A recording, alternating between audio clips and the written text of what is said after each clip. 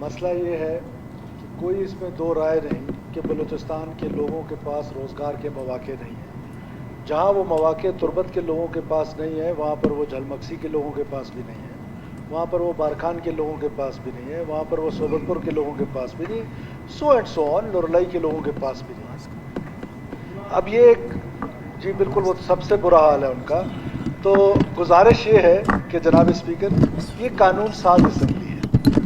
अब इसमें कुछ चीज़ें ऑफ द रिकॉर्ड गपशप होती है। फर्ज करें कि जनरल सरफराज को अल्लाह करवट करवट जनरल नसीब करे, उन्होंने अगर एक गैर कानूनी काम किया था तो फिर जनरल परवेज मुशर्रफ ने भी एक गैर कानूनी काम किया था, फिर उसको एडमिट कर लें कि जी वो उसका गैर कानूनी काम भी ठीक था, उसका भी ठीक था।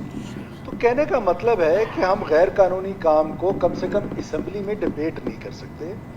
दुनिया हमारे सब सुन रही है, हम समझते हैं बलूचिस्तान के मारूजी हालात को। आप हमसे आके बराल साहब से मेरी इस पर बड़ी डिटेल डिस्कशंस होती हैं, डॉक्टर साहब से होती है। हम इस पर एक अलहदा से पार्लियामेंटेरियंस बैठ जाते हैं और इस पर कोई सोच विचार करते हैं। कानून साज असेंबली में गैर कानूनी बातें करना, ये ट्रेड बलूचिस्तान के लोगों की मजबूरी को समझते हुए आप 100 दफ़ा कहें, लेकिन कानून और आइन के मुताबिक it is not a trade. ये बात आपकी दुरुस्त है और ये कानून साज असेंबली में हम बैठे हुए हैं, हमें पूरी दुनिया सुन रही है। तो हम अलहदा में बैठ के ये बात करेंगे, बिल्कुल बलूचिस्तान के मारूजी हालात को देखेंगे। स्पेशल मैयर्स लेने पड़ते हैं जब स्पेशल सर्कमस्टांसेस में। आज बलूचिस्तान में एक सीरियस सेपरेटिस्ट मूवमेंट चल रही है। आज बलूचिस्तान में दहशतगर्दी का ये आलम है कि जिस तरह सरदार साहब ने कहा, एक डिवीज़न में 80 से ज़्यादा लोग जो हैं वो मारे जाते हैं पिछले 2 महीनों में। इसी तरह कहाँ कौन सा बलूचिस्तान का ज़िला है जहाँ पर अमन है? ऐसी सूरत में स्पेशल सर्कमस्टांसेस में स्पेशल मेयर्स लिए जाते हैं। अगर ये स्पेशल मेयर इसलिए थे कि हमने एक टोकन सिस्टम दे दिया, तो ये टोकन सिस्टम पे डेराबुक्टी के लोगों का हक क्यों नहीं है? इस टोकन सिस्टम पे बाकी ये जो लोग बैठे हुए इनका हक क्यों नहीं है? तो ये सिर्फ बॉर्डरिंग एरिया के लोग क्यों ये टोकन एंजॉय करते हैं? और मैं डॉक्टर साहब की बात से 100% सहमत हूँ कि इसके बड़े बेनिफिशरीज जो हैं वो बेचारा ज़िम्बाद वाला नहीं है, इसके बड़े बेनिफिशरीज और लोग हैं, और वो बड़े बेनिफिशरीज के नाम बहुत जल्द आपके साथ शेयर हो जाएंगे कौन लोग हैं। अरबों डॉलर्स का, हम फेडरल गवर्नमेंट से क्या कहते हैं, अरबों डॉलर्स का नुकसान हो रहा है पाकिस्तान में। आप वो पैसों का, आप उन पैसों का जो नुकसान कर रहे हैं, उससे अच्छा वो दे दें बॉर्डरिंग एरियाज। आप बेस्ट की सूरत में देना चाहते हैं, आप अखुवत की सूरत में जो हमारा प्रोग्राम आया है नौजवानों का, बेरोजगारी का खात्मा, क्या सरकार मशीनरी है रोजगार मुहैया कर रही है?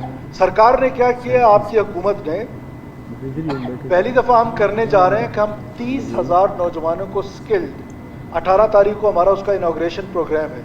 इनिशियल स्टेजेस में हमारे 2500 से ज़्यादा बच्चे जो हैं वो जा रहे हैं स्किल्ड होकर यूरोप में और गल्फ में। वो वहाँ पर जाएंगे, रेमिटेंसेस का बायस बनेंगे। तो रोज़गार के लिए सरकार ने कोई मौके पैदा करने होते हैं। स्मगलिंग जो है, तो स्मगलिंग कोई रोज़गार का मौका नहीं है।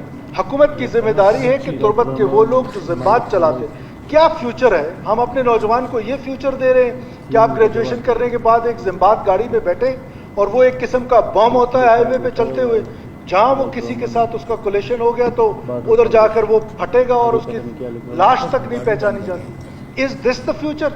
ये फ्यूचर नहीं है। बलूचिस्तान के लोगों को रोज़गार का मौका देना है। अखुवत के साथ हमने प्रोग्राम किया, उसमें सबसे बड़ा फोकस हमारा जो है 14 अगस्त को हमने साइन किया, वो बॉर्डरिंग डिस्ट्रिक्ट्स है कि हम अपने नौजवान को रोज़गार के मौके देंगे। हम उसको प्रोग्राम देंगे कि आप अपना बिजनेस का प्रोग्राम हमारे साथ शेयर करें, हम आपको बिला सूद कर्जे देंगे, आप बिजनेस करें, आप उस ट्रेड को लीगल कर लें। तो ये मेरा कहने का मतलब है कि मैं अकेले में तमाम दोस्तों के साथ बैठेंगे, कानून साज असेंबली में गैर कानूनी बातें करना और सीनियर लोगों से करना इंतहाई नामुनासिब है। रिबटल नहीं करना है, इस इशू को यहीं छोड़ दें। हम अकेले बैठेंगे, कोई रास्ता ढूंढेंगे, अल्लाह करे कोई रास्ता निकल आएगा। Thank you.